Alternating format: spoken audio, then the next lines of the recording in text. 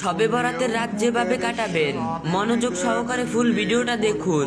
আপনার ফায়দার জন্য আবারও দরজার কড়া নাড়াচ্ছে শবে বরাত। এই শবে বরাতের রাত হতে পারে আপনার জীবনের শেষ শবে বরাত। এই রাত মুক্তির রাত, সুতরাং অবহেলা না করে অতীতের গুনাহের কথা স্মরণ করে তাওবা করি। তারপর ধারাবাহিক শবে বরাতে রাতে আল্লাহর জন্য ইবাদত করি। এমন ভাবে ইবাদত করতে হবে যাতে একটি ছোট আমল যেন এই রাতে মিস না হয়।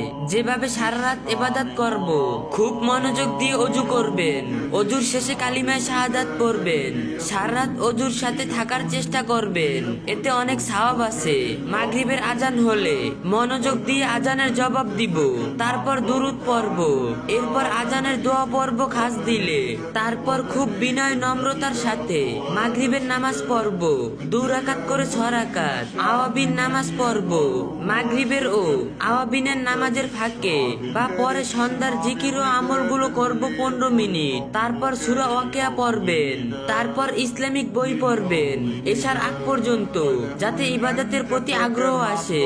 বিশেষ করে তাওবা সম্পর্কে বই পড়বেন যাতে খাঁটি তাওবার নসিব হয়। জান্নাতের নিয়ামত সম্পর্কে পড়বেন যাতে জান্নাত পাওয়ার আশার আমল করতে পারেন, এবং জাহান্নামের শাস্তি সম্পর্কে পড়বেন যাতে জাহান্নামের কঠিন আযাবের কথা স্মরণ করে ইবাদত ও তাওবা করা যায়। তারপর অনুরূপ এশার নামাজ পড়বেন।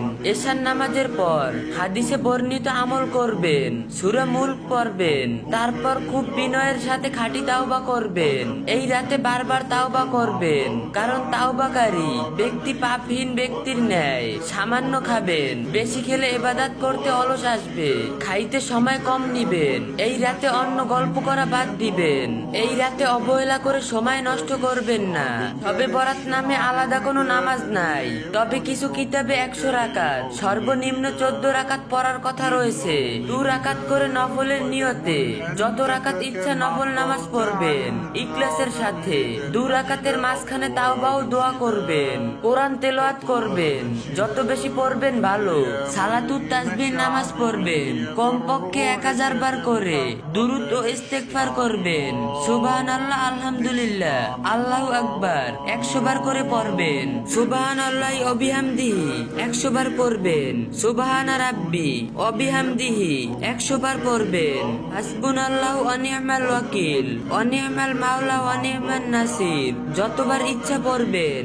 লা ইলাহা ইল্লাল্লাহু 100 বার পড়বেন। এই আমলগুলো 2 রাকাত করে যে নফল নামাজ পড়বেন তার ফাঁকে ফাঁকে করবেন। দান সাদকা করবেন সামর্থ্য অনুযায়ী। এতিম গরিব বিধবা হলে দান করলে ভালো। পুরুষ কবরে গিয়ে জিয়ারাত করবেন, মহিলা বাড়ি থেকে বা দূর থেকে জিয়ারাত করবেন, কেননা রাসূল সাল্লাল্লাহু আলাইহি সাল্লাম এই রাতে জান্নাতুল বাকিতে হিজরা করছেন। তারপর 3টার দিকে 2 রাকাত করে সর্বোচ্চ 12 রাকাত তাহাজ্জুদ নামাজ পড়বেন, সাহরি খাবেন, দোয়া ও তাওবা করবেন বেশি করে। পরিশেষে ফজরের সময় হলে ফজরের নামাজ পড়ে জিকির শেষ করে মোনাজাত দিয়ে ঘুমাবেন। সাহাবের নিয়তে ভিডিওটা শেয়ার করে অন্য একজনকে জানিয়ে দিবেন।